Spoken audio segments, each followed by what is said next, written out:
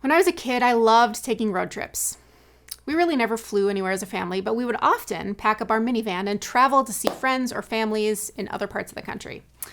I grew up in Arizona and Colorado, and one year my parents decided to drive to Minnesota to visit some friends. And I can remember it was the middle of the summer, and if you've ever lived in the southwestern part of the United States, you know that summer heat is a lot different than summer heat is in the Midwest. And even though I've now lived in the Midwest for most of my life, I promise you I will never forget the feeling of driving through Iowa in late July.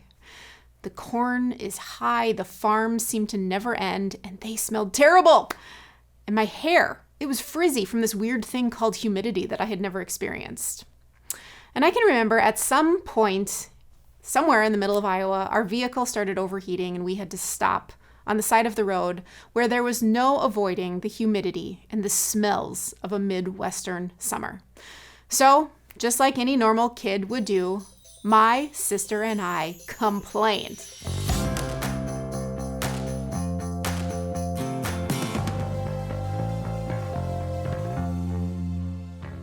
I am guessing many of you can relate.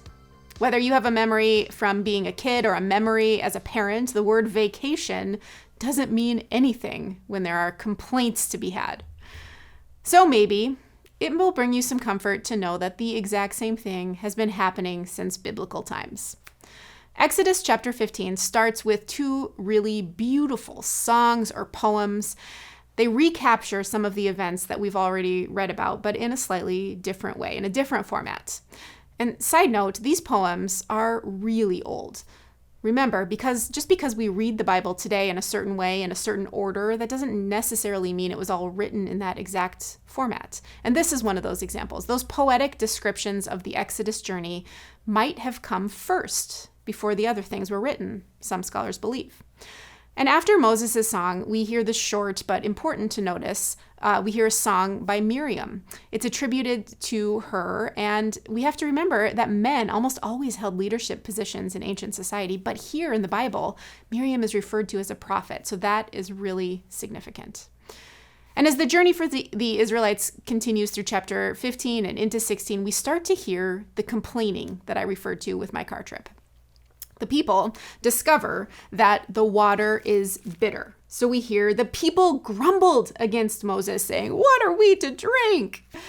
I think you have to read it with some whining in your voice. And Moses uses some wood that God gives him, and he makes the water sweet. And then it's like God becomes the parent standing on the side of the road, hands on hips, saying, "Okay, listen, kids, just trust me already. Remember everything that went down back there at the Red Sea? Yeah, that was me, walking alongside you, and that hasn't changed in lieu of our current situation. Just chill." And the next thing we know, there are 12 springs of water. End of complaining, right? Sure enough, 2 short verses later, they are grumbling again, this time about food. And they say, "If only we had died by the Lord's hand in Egypt. There we sat around pots of meat and ate all the food we wanted, but you have brought us into this desert to starve the entire assembly to death." Again, I think you have to read it with that tone in your voice, because then you can imagine Aaron and Moses wondering if this whole road trip was worth it. But God shows up here again and says, "Yes, I hear this complaining, so let's try a different approach. Tell the people I will provide." So next we read this story of people getting food both at day and in the night. They're confused by what they discover in the mornings. It looks like dew on the ground, but it's bread. Later we learn that the Israelites call it manna. And God tells them, "Go and gather as much as each person needs." Have you ever been on an Easter egg hunt or seen an Easter egg hunt where it's like a free-for-all amongst the kids? That's kind of what I picture here. Everyone is hungry, so they rush out and they see how much they can hold. They're holding it in their shirts and their pockets. And what's interesting, though, is that they measure it.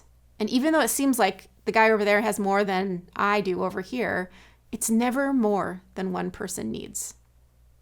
We read that on the 6th day, the people follow God's command to get twice as much.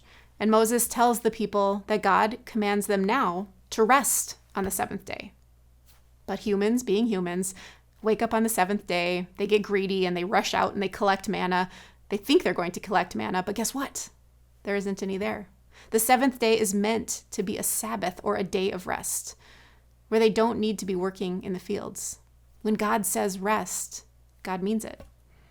So today, as you are reading Exodus 15 and 16, it's good for us to remember the humanity of the Israelites. They're humans, to look at our own humanity as well, and to think about those road trips in your life, those journeys maybe from one phase of life to the other, where you may have complained more than was needed. But pause and then ask these things. Number one, in our own journeys, what would it look like for us to be content with enough? In this culture, we are always looking for ways to find more, to be more, but how can we be satisfied with enough? And number two, what would rest look like for you?